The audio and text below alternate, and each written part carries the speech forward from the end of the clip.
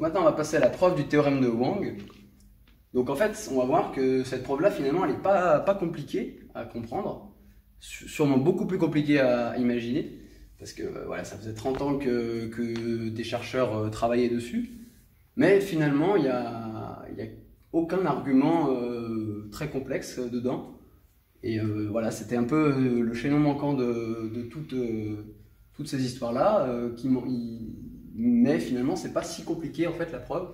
Bon, il faut de l'astuce, mais rien de... pas d'outils nouveaux, rien de compliqué. Et le théorème de Gotsman et Limal, alors il se démontre comment? Celui-là, c'est un peu plus compliqué. On utilise de la transformée de Fourier sur les fonctions booléennes. Donc en fait, ouais, en fait, ce qu'ils font, c'est qu'ils reformulent chacune des deux propositions en termes de coefficient de Fourier, des transformées de Fourier des fonctions booléennes, et ils arrivent avec des manipulations à prouver cette équivalence-là. Mais finalement, ouais, la preuve de ce théorème est plus compliquée, mais c'est celui-là qui manquait pour compléter la conjecture de sensibilité. D'accord, on doit pouvoir trouver l'article de Gotsman et oui, Limal. L'article, on va le mettre en référence. En référence, voilà, ouais, d'accord. Oui, ça se lit bien la preuve. Hein, oui, d'accord. Alors, pour la preuve du théorème de Wang, il faut d'abord que je parle du théorème d'entrelacement de Cauchy. On va utiliser. Alors, qu'est-ce que c'est ce théorème? Si je prends une matrice symétrique à coefficient dans R, je vais prendre S, un sous-ensemble de 1N, un sous-ensemble d'indices. Je note AS, comme ça, la matrice extraite qui correspond, en fait je prends simplement les lignes et les colonnes d'indices dans S. Ok? Donc c'est une sous-matrice, la matrice A. Alors on note lambda 1, lambda 2, etc. jusqu'à lambda n les... alors oui, on va juste dire que S est le cardinal M. Alors M et N ça va se confondre, donc on va dire K plus petit que N. Ok, donc je note lambda 1, lambda 2, lambda N, les valeurs propres de A, donc ordonnées dans l'ordre décroissant. Décroissant. Les valeurs propres de A. Et mu 1 jusqu'à mu K, les valeurs propres de la matrice extraite. Alors c'est des matrices symétriques, donc on a le théorème spectral, c'est des valeurs propres réelles, tout va bien. Alors le théorème de Cauchy va nous donner, il porte bien son nom, ça veut dire que les valeurs propres de la matrice extraite sont coincées entre les valeurs propres de A. Et donc plus précisément, on a que pour tout I, donc pour tout I dans un N, dans un K, pardon. Donc K c'est la taille de la sous-matrice. Lambda I est plus grand que mu I, qui est lui-même plus grand que lambda I plus N moins K. Alors je vérifie que c'est bien les bons indices, ouais c'est ça. Donc ça dit que les valeurs propres de la sous-matrice sont coincées entre les valeurs propres de A. Et on va se servir de ce théorème-là pour démontrer le théorème de Wang. Alors la preuve, la preuve, bon, on peut la trouver facilement sur internet, c'est pas très compliqué. Ça découle du principe min-max de courant Fisher. Bon, voilà, c'est assez classique comme résultat. On trouve plein de références à ce sujet.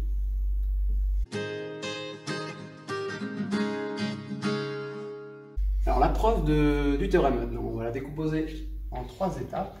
Alors les 3 étapes qui sont vraiment très courtes. Alors en premier lemme, on va introduire une suite de matrices. Alors on définit la première matrice A1, ça va être comme ça, ici. Donc A1 c'est ça, et ensuite on définit par récurrence AN, ce sera AN-1, une matrice par bloc, AN-1, identité, et là moins AN-1. Alors, l'identité de la bonne taille, donc la bonne taille, c'est 2 puissance n-1, puisque ça, c'est une matrice de taille 2 puissance n. On double la taille à chaque coup. Voilà. Alors, qu'est-ce que je dis sur cette suite de matrices? Eh bien, mon résultat, c'est que AN a pour valeur propre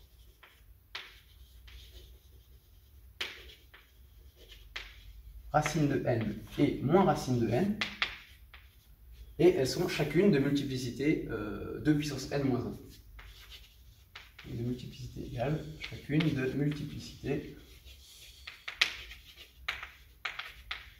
2 puissance n moins 1. Alors, comment on fait la preuve de ça? Eh bien, tout simplement, par récurrence, on montre que AN au carré est égal à n fois l'identité. Alors, c'est clair pour dimension 1, hein, le carré de cette matrice, c'est bien l'identité. Pour l'hérédité, bon, c'est pas plus compliqué, hein. Si je prends AN au carré, bah, je regarde les blocs, hein, bon, je vais l'écrire, ça fait ça. Voilà, la même chose.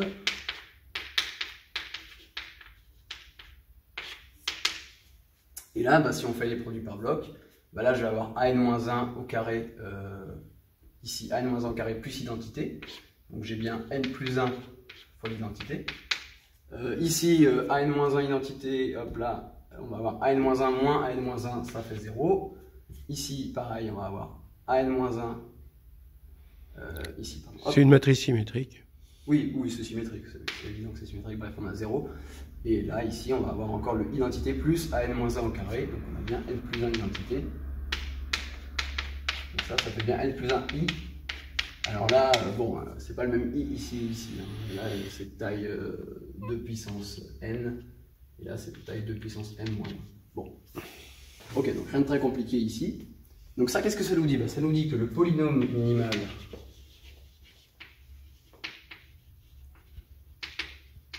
de AN, c'est x au carré moins n, parce que ce polynôme-là annule AN, et AN, c'est pas une homothétie, donc il n'a pas un polynôme minimal de degré 1.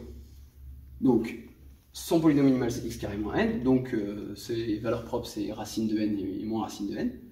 Et maintenant, comment je sais qu'elles sont chacune de multiplicité 2 puissance n moins 1? Ben là, l'outil magique, c'est la trace.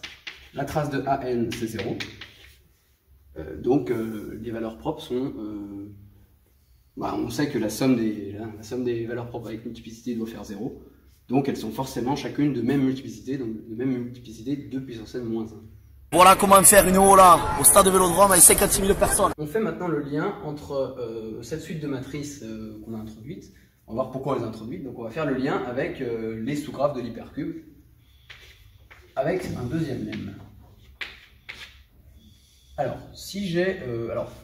le lemme est assez général, donc j'ai un graphe H, un graphe,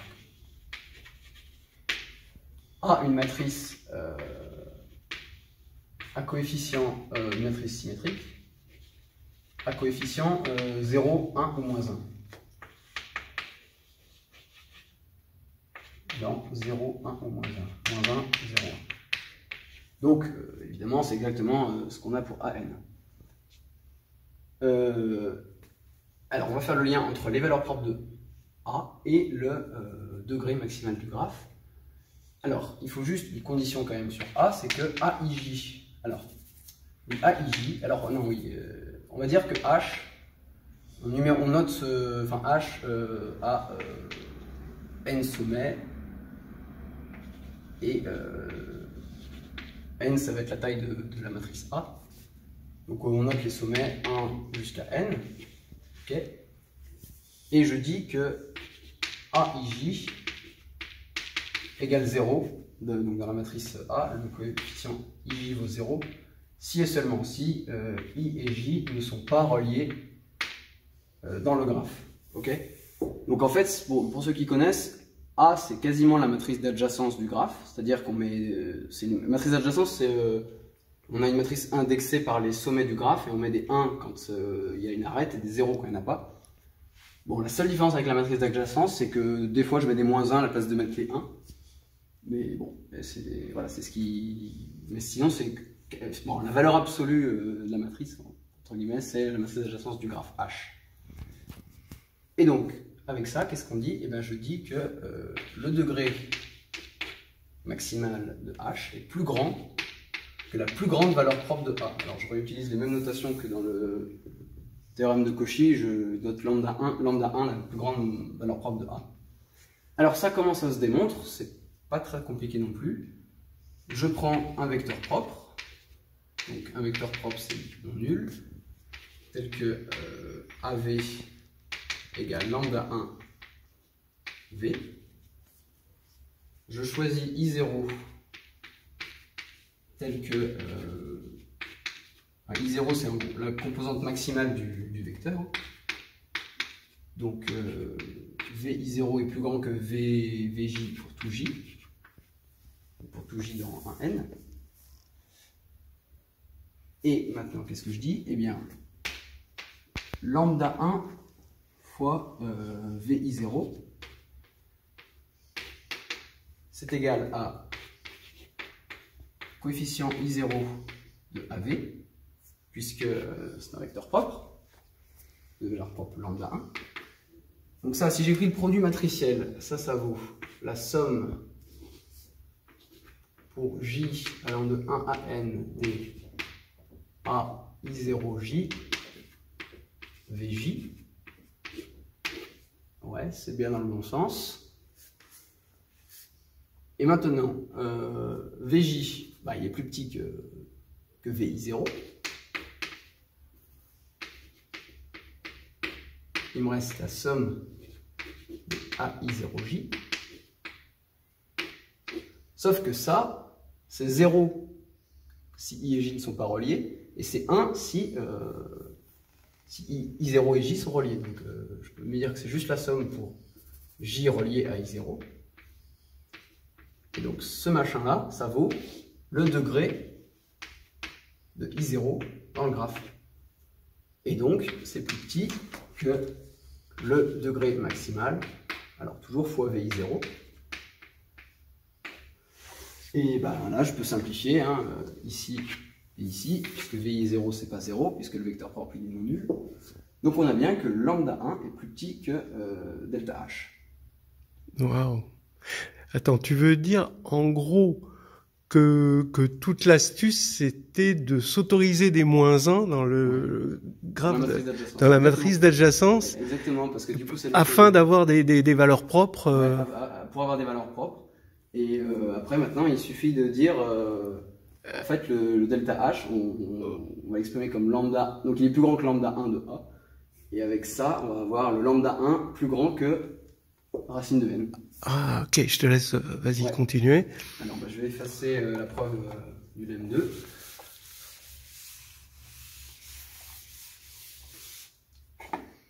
Et donc, pour conclure, on a choisi AN et exactement pour pouvoir appliquer le lemme 2. Hein. Donc, AN et QN, donc QN, toujours le graphe de l'hypercube, donc vérifie les hypothèses du lemme 2. Pourquoi? Bah parce que j'ai bien un 0 à chaque fois que j'ai pas d'arête. On va juste voir ça, les hypothèses du lemme 2. Alors, bah ça se voit par récurrence aussi en fait, parce que si vous voulez, A1 ça correspond au carré, oui, en dimension 2 au carré. Donc, bah, j'ai forcément des zéros sur la diagonale, hein, parce que le graphe du... non, ça correspond pas au carré, ça correspond à 1, ça correspond à ça en fait. Ça correspond au segment. J'ai pas d'arête entre 0 et 0, et j'ai une arête entre 0 et 1, c'est symétrique, j'ai une arête entre 1 et 0, et pas d'arête entre 1 et 1. A2, ça correspond au carré, et en fait, bon. Ouais, en fait, AN... Si on regarde ça en valeur absolue, c'est la matrice d'adjacence. C'est la matrice d'adjacence d'une part, et c'est la puissance tensorielle de A1. C'est la énième puissance tensorielle de A1. Et donc, ce qui Ce qui fait que, oui, effectivement, on se convainc assez facilement que c'est la matrice d'adjacence du cube, quoi, en fait, de l'hypercube. La meilleure manière de la voir, c'est la construction par récurrence de l'hypercube, c'est-à-dire que, ok, donc A1, ça correspond bien au segment. Et ensuite, quand je fais par récurrence, eh ben, le dessin de l'hypercube, c'était quoi? C'était je faisais un hypercube de dimension 1 de moins, je dessinais à un côté et je les reliais. Et ben, donc ça correspondra à un hypercube, ça correspondra au deuxième hypercube, et les matrices identités comme ça correspond à je relie les points des deux hypercubes de dimension n-1 qui se correspondent l'un à l'autre. Ok, c'est super convaincant. Du coup, je mets les 1 là où il faut, et ça fait exactement que AN, c'est presque la matrice d'adjacence, si on oublie cette histoire de 1 moins 1. Ok, donc AN et QN vérifient bien les hypothèses du M2, d'accord. Donc maintenant, je peux prendre des sous-graphes. Si je prends un sous-graphe H, un sous-graphe de QN, et que je prends ANH, donc ANH, ça va être la matrice extraite qui correspond à, je prends que les colonnes d'indices données par les sommets qui sont dans H, ok. Bon bah AN et H vérifient toujours les hypothèses du LEM2, pareil. Donc qu'est-ce que j'écris? Bah, j'écris le résultat du LEM2 pour AN et H, ça me fait que delta AN de H est plus grand que, alors je vais appeler ça mu1 de AH.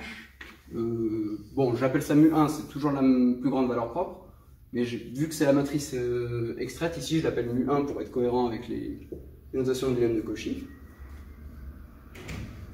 Et donc, du coup, je vais pouvoir appliquer ce lemme de Cauchy. Ah oui, alors j'ai juste oublié de dire que H, je le prends de taille 2n-1 plus 1, hein, c'est ce qui m'intéressait dans le théorème de Wang.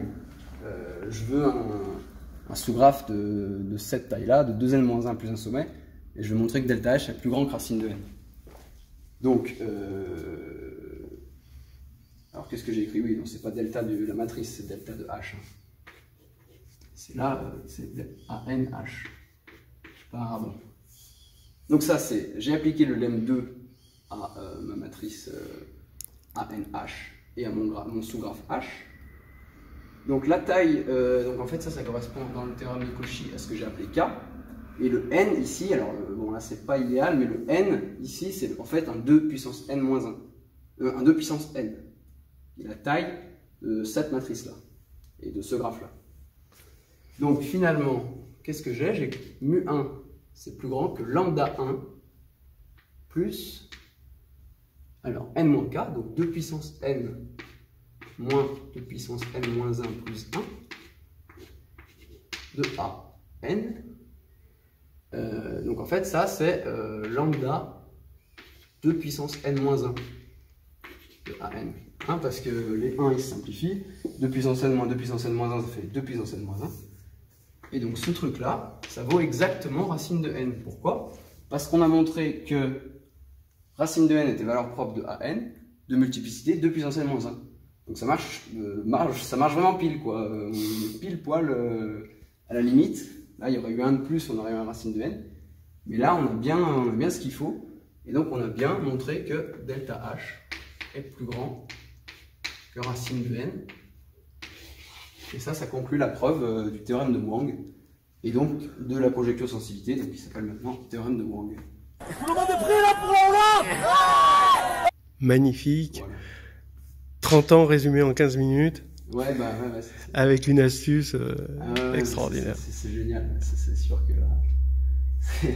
Si tu regardes la preuve, ouais, il reste rien. C'est vraiment pas compliqué, mais il fallait tout mettre dans le bon ordre, et c'est ça le génie, quoi. C'est des arguments tout bêtes, mais bon, faut avoir l'idée de mettre ces moins 1 dans la matrice d'adjacence, et puis d'aller chercher ce théorème de Cauchy, là, et qui marche pile poil comme il faut, quoi.